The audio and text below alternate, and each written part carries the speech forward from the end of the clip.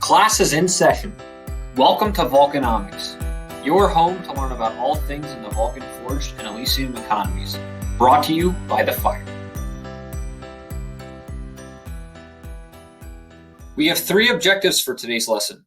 Give a brief overview of how blockchains work, detail the 3 different types of nodes coming to Elysium, and discuss the Greek mythology behind the gods each node is named after. This video is the first of 4 in a series covering the Elysium node program. How does a blockchain work? Before specifically getting into Elysium, it is important to understand how blockchains work at a basic level. Here's a quick and simplistic overview of how a blockchain operates.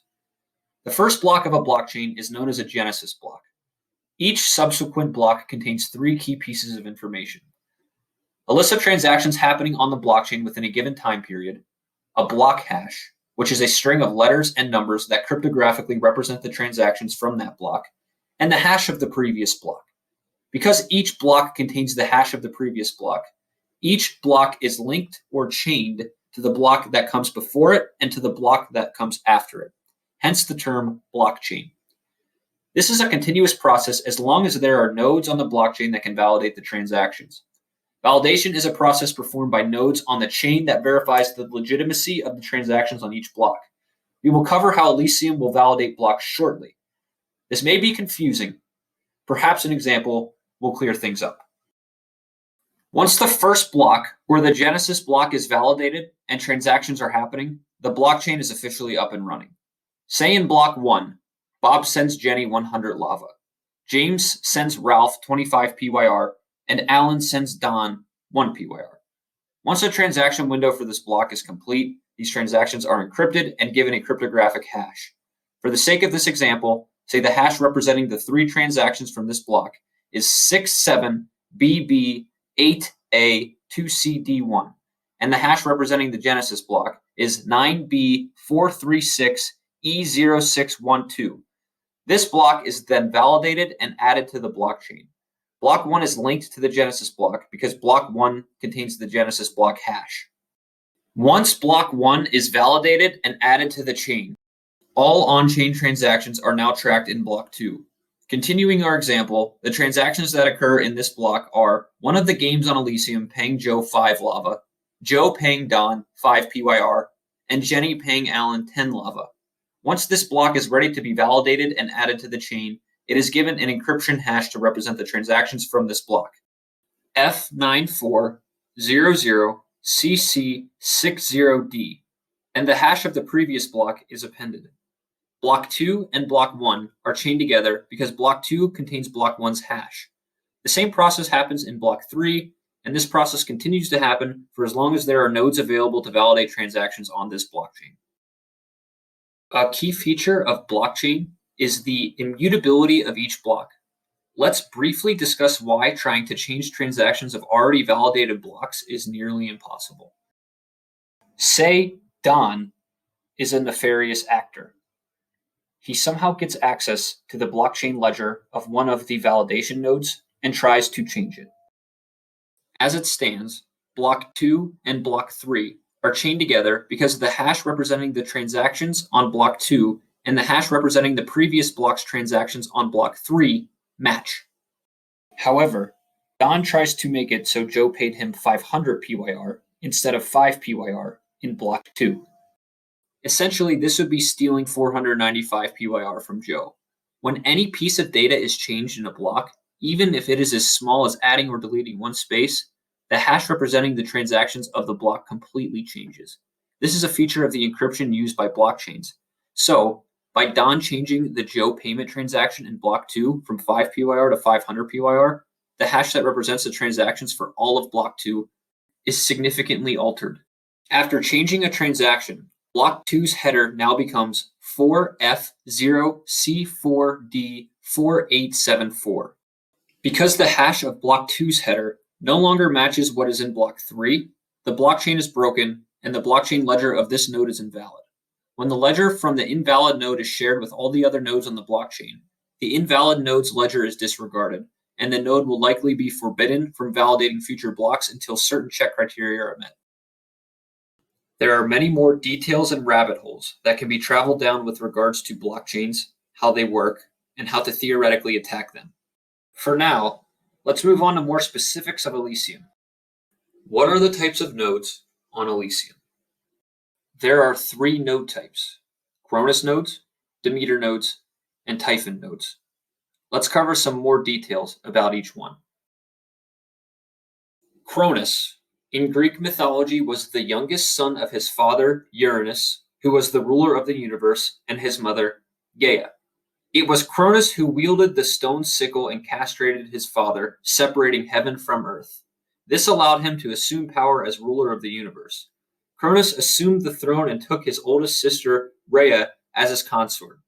Cronus, fearing that his children would attempt to seize power from him as he did with his father, consumed each one of his children as they were born.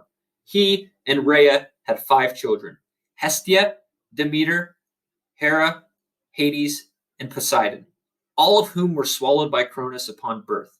Rhea, being unable to see her children devoured in front of her any longer, devised a plan to make sure their 6th child, Zeus, was not consumed. When Zeus grew up and became powerful, he ended up taking power from his father. And he freed his consumed siblings by sneakily giving Cronus a substance that caused him to purge and vomit up Zeus's now fully grown siblings. Depending on which version of the story you choose to look at, Cronus ended up either being a prisoner in Tartarus, which was the underworld, a prisoner in Nyx, which was the personification of night, or was freed by his son Zeus and made the king of Elysium, which was a paradise where heroes who the gods granted immortality to were sent. For Vulcan's world, let's say Cronus ended up as the god of Elysium. It's only fitting that the god of the mythological Elysium is the validation authority of the Elysium blockchain. Elysium will be validated using a proof of authority consensus mechanism. Remember before how we said that certain nodes validate the transactions occurring in each block, then add that block to the previous blocks in the chain? In Elysium, these Cronus nodes are the physical nodes that will contain the hardware and software necessary to perform these validations and run the Elysium network. Ultimately, Cronus nodes are the authority nodes and the validation nodes, and there will be a maximum of 51.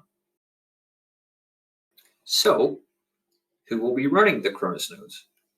Ultimately, it's Vulcan's discretion, but here's who he will be looking for: Elysium partners, game developers, Vulcan philosophers, venture capitalists, or community members showing significant contribution to Elysium.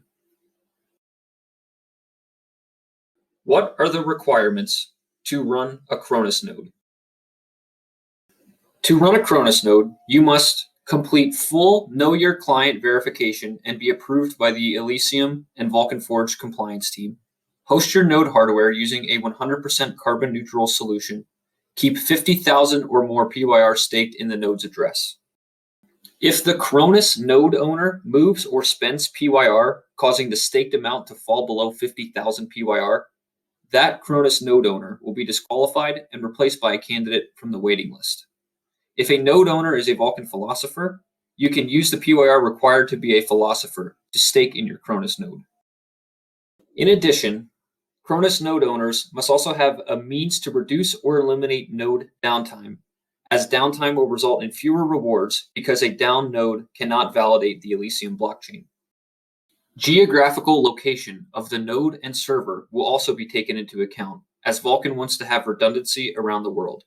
The Elysium team will also provide a list of approved and available providers to rent a server. Setting up and running a Cronus node also requires some technical knowledge, but there is plenty of expertise within the Vulcan community to help with this aspect. Demeter, in Greek mythology, was the goddess of harvest and agriculture. She was the daughter of Cronus and Rhea and was considered one of the kindest and most benevolent goddesses, along with her sister Hestia. Demeter particularly favored the growing of grain. The ear of wheat is one of the symbols representing this goddess. Demeter's favorite daughter, Persephone, the goddess of spring, was the child of Demeter and Zeus. Hades, the god of the underworld, fell in love with and abducted Persephone to the underworld. As Demeter wandered the world looking for her daughter, she neglected her tasks of keeping the land fertile, and the world became desolated by winter. It was determined by the gods that Persephone will spend part of the year with Hades and part of the year with her mother, Demeter. When Persephone, the goddess of spring, and Demeter, the goddess of harvest and agriculture, were reunited, the soil became fertile and crops were able to be grown. But when Persephone returned to Hades, Demeter fell into dismay and the world turned cold and infertile again.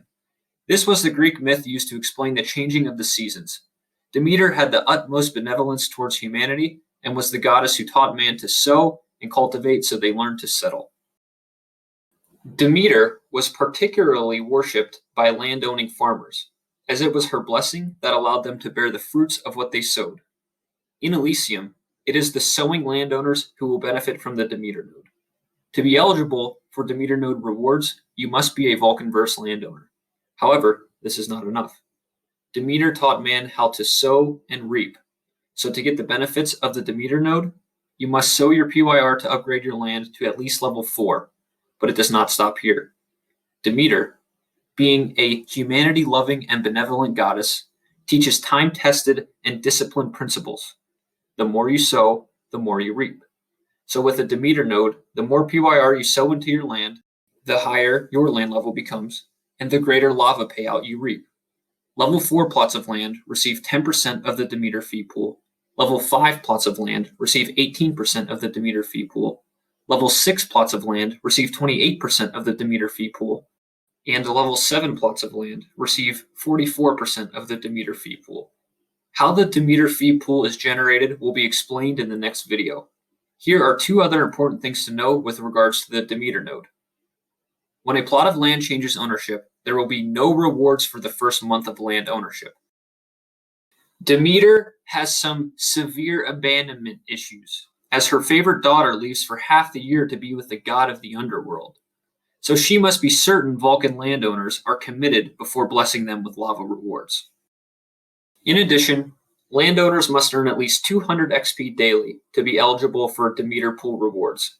XP generated by Sedalians can cover this. Demeter does not give handouts. She is a benevolent goddess that rewards those who sow. In Elysium, generating XP is part of the sowing process. Typhon, in Greek mythology, was the last son of Gaia and Tartarus. He was the deadliest and most terrifying monster in Greek mythology, whose sole purpose was destruction, aiding the Titans, and stopping the Olympian rule over the world. Typhon was known as the father of all monsters. He, along with his consort Echidna, created several well-known monsters in Greek mythology. Their children include the Nemean lion, who had impenetrable skin, Cerberus, the 3-headed dog who protected the entrance to the underworld, Hydra, a water serpent with multiple heads that grew back when they were cut off, Chimera, a part lion, goat, and snake monster capable of breathing fire, Orthrus, the 2-headed dog, Ladon, the multi-headed serpent-like dragon, the Sphinx, who would kill those who could not answer riddles correctly, and the Gorgons, who were 3-winged demons made with hair of serpents. Zeus was called upon to conquer and defeat Typhon to preserve Olympian rule. Several other Greek mythological heroes, such as Hercules, were called upon to defeat the Typhon monster offspring. You, as a mortal in Elysium, are called upon to prove your worthiness in the heavens for those who the gods decide worthy of immortality.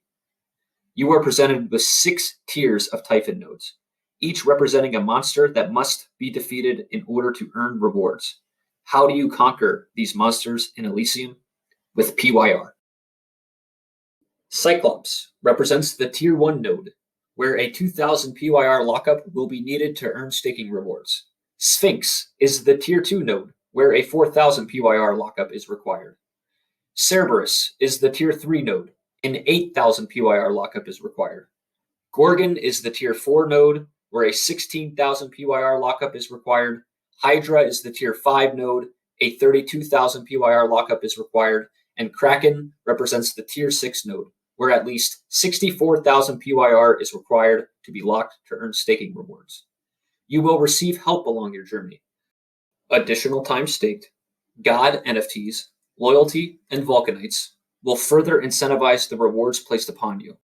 There will be more information on this in the next video. The next lesson will cover the second Medium article in further detail. This includes Vulcan NFT utility, reward pool details, and more information regarding the rewards received for locking PYR in Typhon nodes. Please see the description for references used in the creation of this video. A special shout out to Jaap for writing the beautiful Medium articles, and Dr. Chad Kennedy at Arizona State University, who was Tiger John's blockchain professor while at graduate school. The ins and outs of how blockchains work come from his expertise. Check out his channel. We look forward to seeing you in the next video. And that concludes today's class. Remember to do your homework. Keep learning, spread the Vulcan word, and keep exploring all the exciting possibilities that the Web3 space can offer. This has been a By the Fire production. Be sure to follow By the Fire and Vulcan Forged on Twitter. You don't want to miss out on what we have going on. Remember, subscribe to our YouTube channel. Let us know what Vulcanomic content you'd like to see. And thanks for watching.